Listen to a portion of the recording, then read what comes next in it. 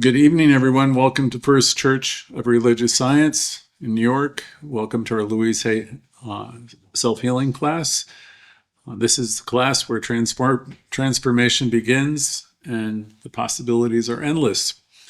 I want to start out by saying how wonderful it is to see your faces on the Zoom board, to welcome all of you joining live with us, all of you who are with us on Instagram, YouTube, Facebook. And we want to send love to those of you who are catching the replay later today, later this weekend.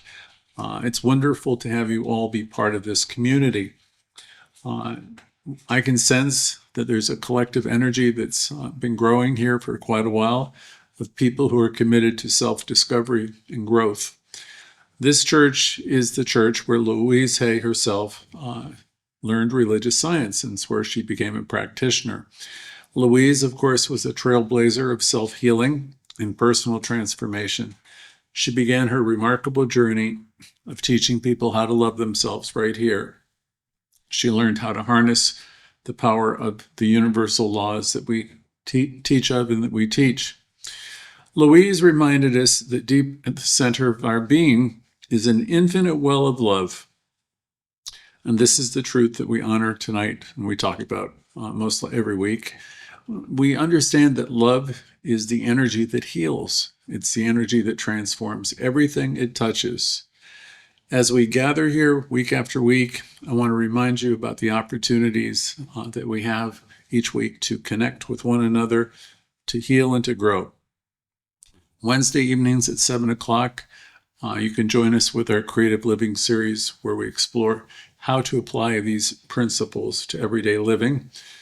This is a powerful time to get together. Thursdays, like we are today, it's our 7 p.m. And by the way, it's the same Zoom links for each of our activities. So this is the class that's dedicated to Louise Hay, the work that she did, and it's infused with religious science, the teachings of Ernest Holmes as well. And in this class in particular will help you love yourself, change your inner dialogue around, and give you lots of affirmations to help you heal your life. Sunday mornings, we gather at 10:45 for meditation, and approximately 11 or a few minutes after we have our Sunday morning lesson. So all of these activities are designed to uplift you and awaken your spiritual potential. Every event's open to everyone without charge, so invite your friends to join us. Sharing this experience is a gift in and of itself. And for those of you who are called to support our important work, there's always options in our chat room, you'd notice, where you can donate or support the center. You can also send in a check at 204 West 84th Street, New York, New York. That's 204 West 84th Street, New York, New York, 100224. But the thing to understand is there's no obligation. You don't have to contribute. The big thing is that you're here, you're involved in the conversation. The more you tune in, the better it will get. We're always in the business of trading in the lesser ideas for the greater. So let's begin with a reflective moment. We're all in a new year now, and we're invited in a new year to make a fresh start. In fact, we're invited to make a fresh start each and every day. And not just by setting resolutions, but by renewing our commitment to self-love and self-acceptance. Louise Hay taught self-acceptance and self-approval in the now are the keys to all positive changes. That was it. Loving yourself, self-acceptance, radical self-acceptance, never, never, never criticizing yourself. She taught, as you all know, that we've had too much of that. So we begin by understanding this is what we're here to do, is to practice self-acceptance and self-love. And that's a very powerful idea to start out 2025. We are always working on loving ourselves here. And this is a perfect time, a perfect day to reflect on the role that love plays in our lives. One of my favorite people since I came to New York was Reverend Theodora Barker. She passed away a couple years ago.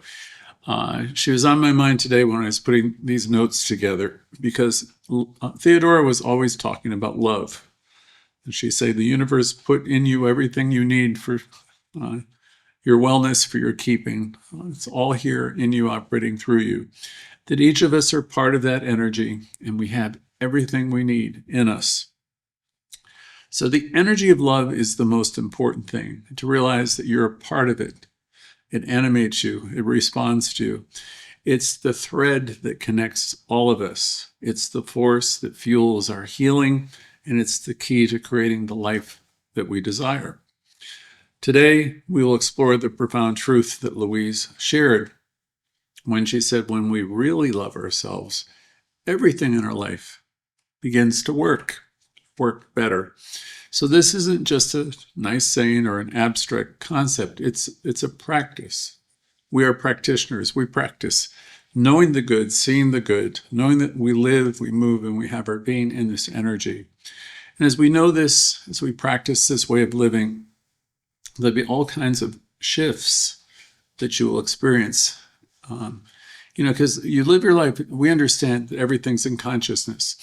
When we change our thinking, when we change our consciousness, our life begins to mirror that changed experience. So we're about expansive thinking, about seeing the bigger picture, about seeing the truth in other people, knowing the good is there, knowing everything is up, picturing in divine order. Today, this evening, we're diving into this powerful idea of living the affirmative life. The concept isn't just about positive thinking, though positive thinking is very important. It's about embracing a way of being that allows us to see the good in all things. So you might ask, well, what does the affirmative life look like? How would you describe it? The affirmative life is a practice of intentionally focusing on what's working, intentionally focusing on what's good, intentionally focusing on what's possible. Even when challenges arise, if you're practicing this teaching, you're going to realize, okay, that's a stepping stone to something greater. The challenges in your life do not define you, because we come to realize as we practice this teaching that you are more than the challenge, and whatever is in your life is there for you to deal with, for you to whatever you're going to encounter, it's there for you. It's not happening to you. So we want to shift our attention away from frustration and from worry, and we choose to align with the thoughts that were supplied and supported. We choose to align with thoughts that will uplift us and empower us. Imagine this. A couple examples for you. You might be running late for work. You could be stuck in traffic, and you're feeling a familiar knot of frustration building up within you. You've got to be there on time, and you're always running late, and you tell yourself all this stuff.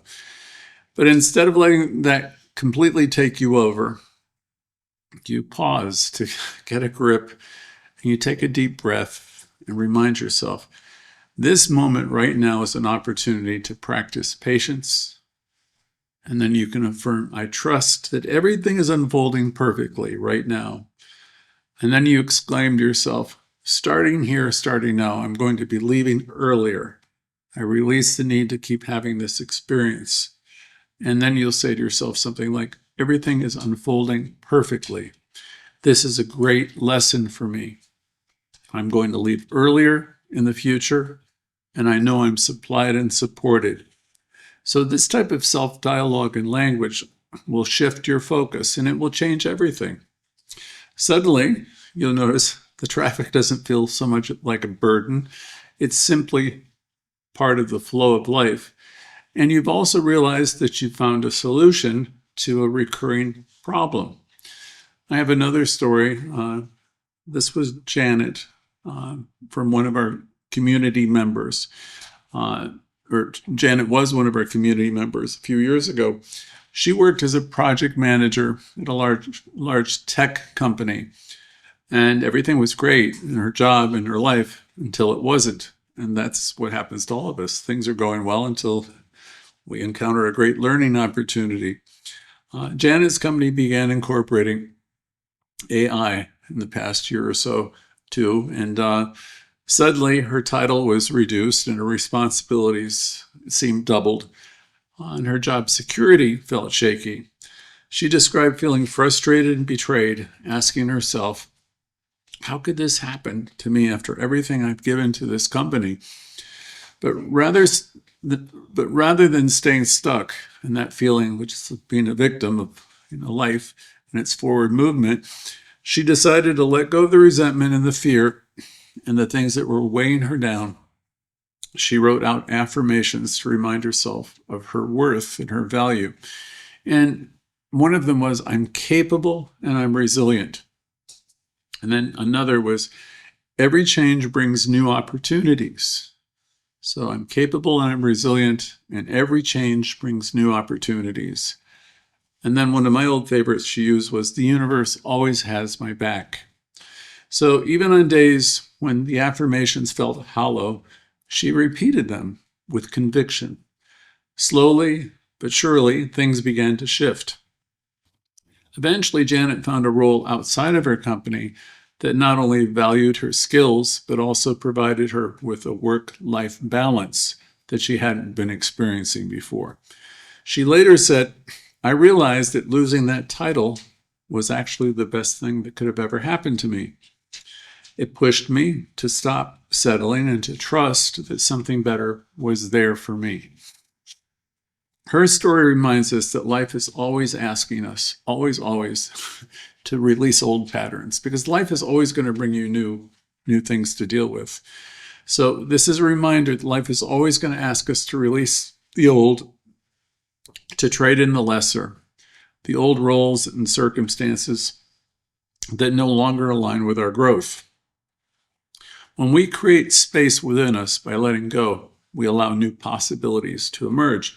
If you're hanging on for dear life to everything, there's very little that can come into your hands because you're clenching so tightly. So the message here is to let go and trust in the process of life. And here's how you can begin practicing the affirmative life. Here's a couple of suggestions. Always learn to take a pause. We talk about this almost every week. Take a pause, the pause that will refresh, but take a pause and then reframe the circumstances. The next time a negative thought comes into your mind, you might say, cancel, cancel. That's one of the things an older British lady taught me years ago. Cancel, cancel. And ask yourself, does this thought support the life that I want to create? So when you find yourself being negative or reacting, try to interrupt that. Tell yourself, cancel, cancel, or next, or do whatever you need to do to interrupt that type of thinking, and ask yourself, does this support the life that I want to create? And if it doesn't, and most negative thoughts don't, replace that thought with one that does. Change the lesser idea for the greater. Example, replace this idea, this is too hard, this is awful, with I am resourceful and I will find my way, or I'll find the way. So wherever you're griping or exclaiming, this is too difficult, I don't like this, I don't like that, whatever, turn that negative around. Find the opposite for it. I'm resourceful, I'm capable, I will find my own way. Another thing is, let's start developing an affirmation practice. The internal dialogue that many people have, and most people have, quite honestly, is somewhat negative. So developing a list of affirmations that you can use will be very helpful. I would suggest having a few that you use all the time. I've got a list. I think I've shared most of them with you before. I would suggest writing down 3 or 4 that resonate with you in your life right now, because they may change over time too. Keep them simple and keep them empowering. One could be something like, I am loved and supported, or I am supplied and supported, one of my favorites. Another could be, every step I take brings me closer to my dreams. Every single step I take brings me closer to my dreams. If you're struggling with supply and support issues, you might try on, I'm a magnet for abundance and joy. I'm a magnet for abundance and joy. If you're working on your connection with spirit, with source, one of my favorites from, 20, 30 years ago was, this is God in my life. And you might say, what do you mean? I would say everything. Because I would be inclined to tell myself a bunch of stories about people, places, and things once upon a time, if we're going back many years. And so that was very helpful. This is God in my life. And I was training myself to see that everything is an outpicturing of the divine, that every encounter is in fact a holy encounter, and that the things that are happening that I used to deem as terrible and awful were ultimately there happening for my betterment, for my growth, for my evolution. So any of these types of affirmations can be very, very useful. And what they'll help you do is it'll help you create space for the good stuff, the new stuff. You might ask yourself, as you're considering these types of changes, what thoughts, what habits, what roles no longer align with who I want to become? So let's affirm for this particular section this evening. I see the good in all things. My thoughts shape my reality, and I choose positivity. I see the good in all things. My thoughts shape my reality, and I choose positivity. I further align with the infinite good of the universe. And so it is. Inventories are important. I learned about them years ago when I became a therapist, also when I was involved in a 12-step program. I also learned about it in a philosophy class where it was Socrates who was talking about the importance of knowing yourself, paying attention to what that inner dialogue is. And then I later learned in New Thought how that inner dialogue is outpictured in your life. As within, whatever is running inside of you is playing outside of you. There's a direct relationship between the thoughts I think and the reality I live in. So let's talk about something that might feel a little bit uncomfortable at first, but is one of the most powerful tools for growth. And that's about taking an inventory of your life, paying attention to what you're talking about and you're thinking. Louise often reminded us that awareness is the first step of healing. So that ties right directly into inventories and knowing yourself, knowing what that internal dialogue, that conversation is about. And I said in different classes, that's the most important conversation you're ever going to have, which is the one that you have ongoingly with yourself. So we want to have the willingness to jot down what we're thinking, what we're saying, take a good look at it, replacing the things that are not helping us and changing the lesser for the greater. To truly heal and grow, we have to take a pause and take stock of where we are. If you can think about the spring cleaning, you wouldn't keep clothes in your closet that have been there for a few years that no longer fit you or serve you, I don't imagine. The same goes with this. Take a look at the old beliefs, the habits, and the stories that you're holding back in yourself. They're holding you back.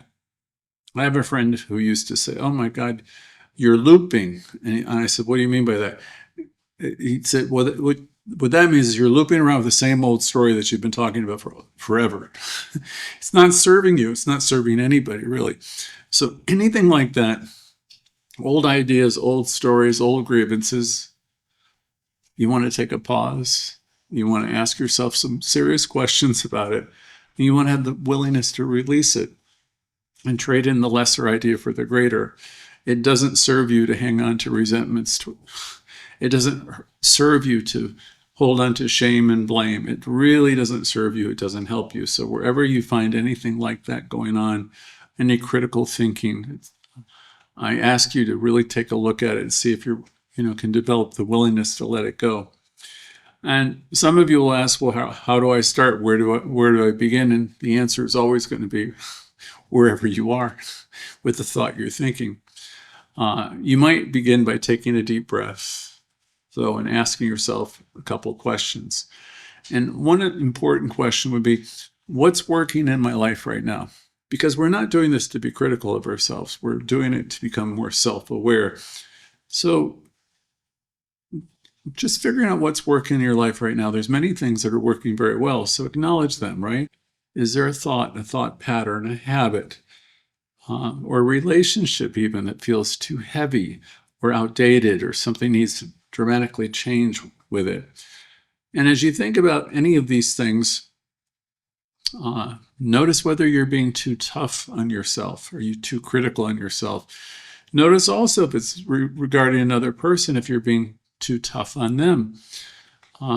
Maybe you have unreasonable expectations of yourself or others.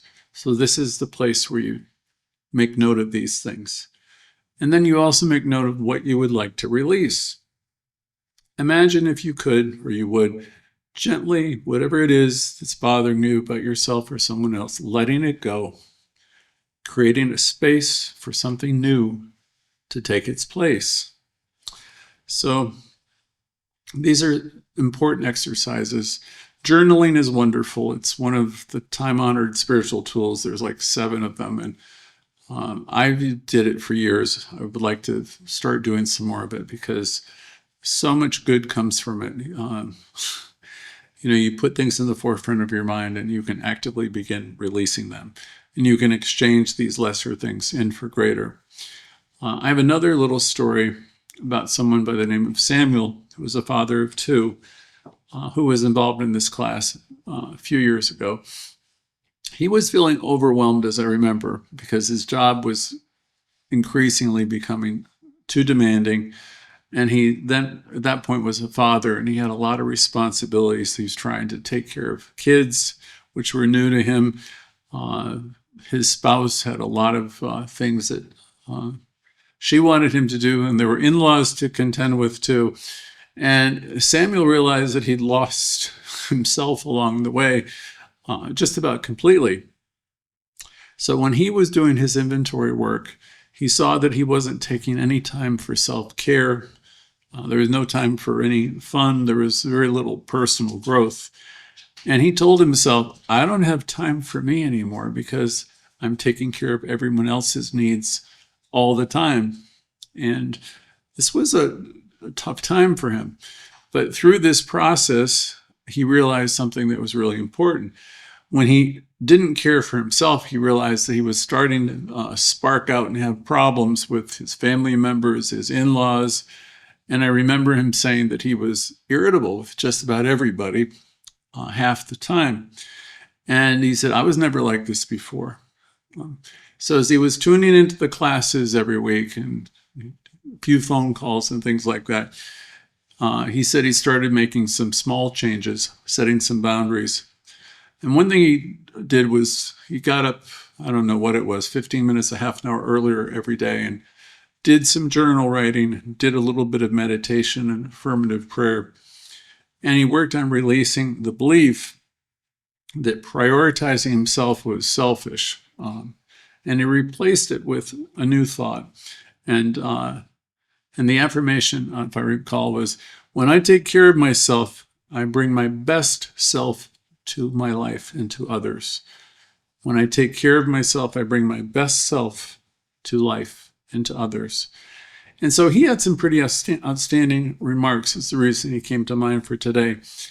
He had to develop first the courage to say no occasionally, because he was a bit of a people pleaser, saying yes to everybody. And eventually there was no more time left in the day. So that came as a shock to some of his family members, but he absolutely knew that he needed to do this. And the good news for him, for Samuel, eventually he began to feel more balanced, more energized, and happier. And even his family could see the positive shift in his energy and his presence. He learned a little bit about self-care and about boundaries. And as most of you would suspect, everything in his life began to get better as a result. Louise Hay's teaching reminds us that our thoughts and our beliefs definitely shape our experience. They shape our reality. Louise often said, it's only a thought you're having, and a thought can be changed. So whenever I'm upset, whenever anyone's upset, if you have the presence of mind, you could say to yourself, it's only a thought I'm having right now. And a thought can be changed. So you have the power to change your thinking, and then you'll change your life. The simple yet profound statement of hers is the cornerstone of her work. It's a real powerful reminder that transformation always begins with you. Please don't wait for other people to change. Just don't wait. You have all the power. It's all within you, operating through you. Think of it this way. If your mind is a garden, every single thought is a seed. And the question is, are you planting seeds of doubt and fear?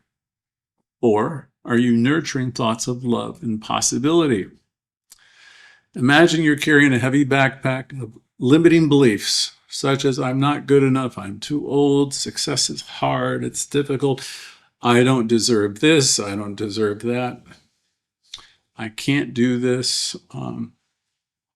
Now, picture yourself opening up that backpack and letting those beliefs go.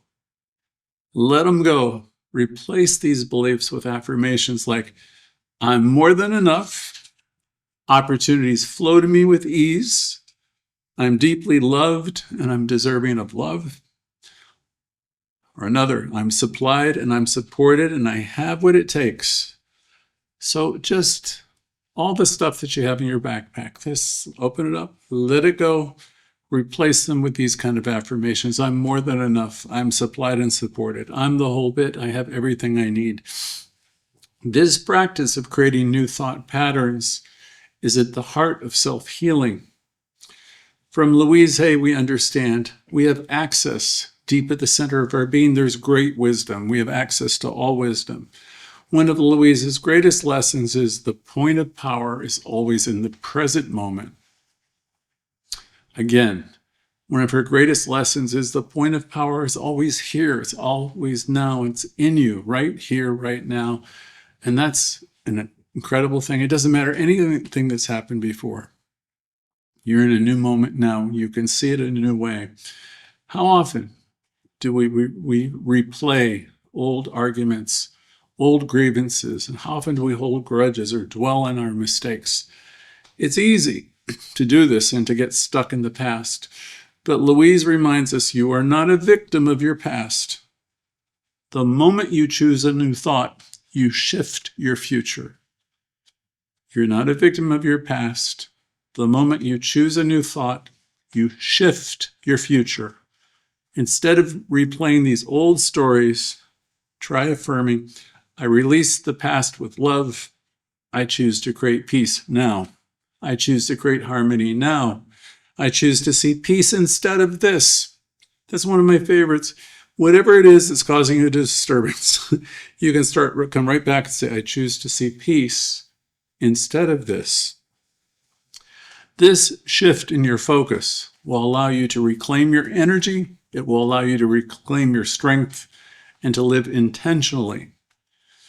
So here's a few key affirmations from Louise's work.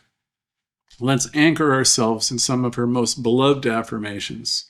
Repeat these silently or aloud. I'm safe. It's only change.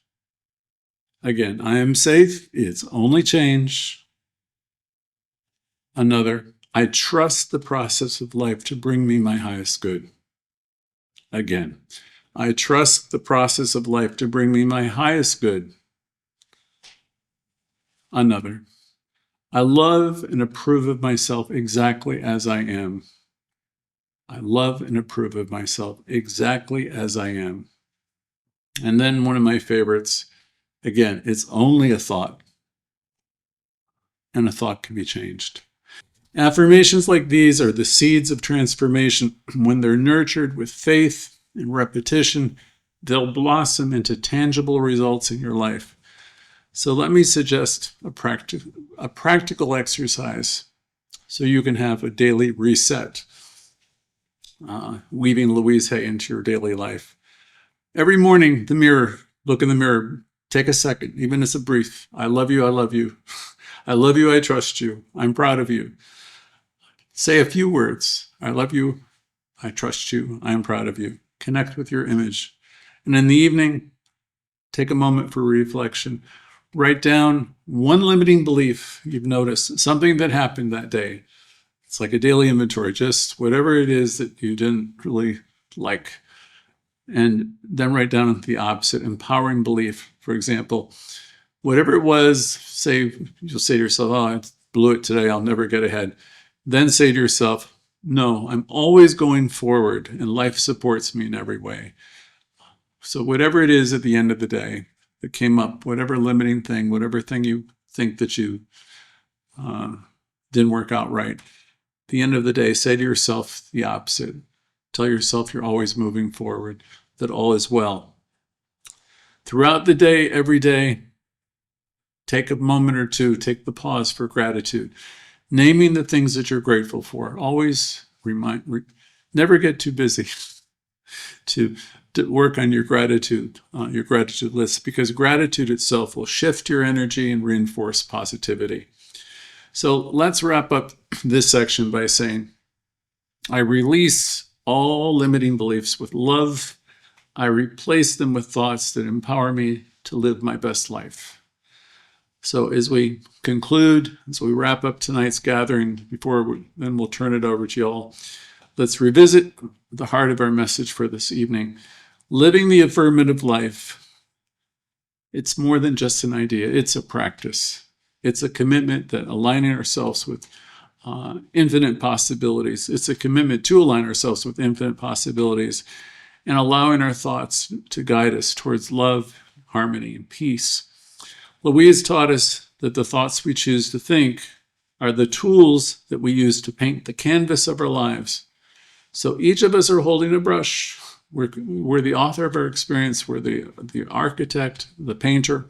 Tonight, we have reflected on what to release, what no longer works for us, and we're encouraged to plant empowering new beliefs and embrace the truth that the point of power is always with us right now in the present moment. So let's turn it over to you, and I'm looking forward to hearing from everyone. Thank you.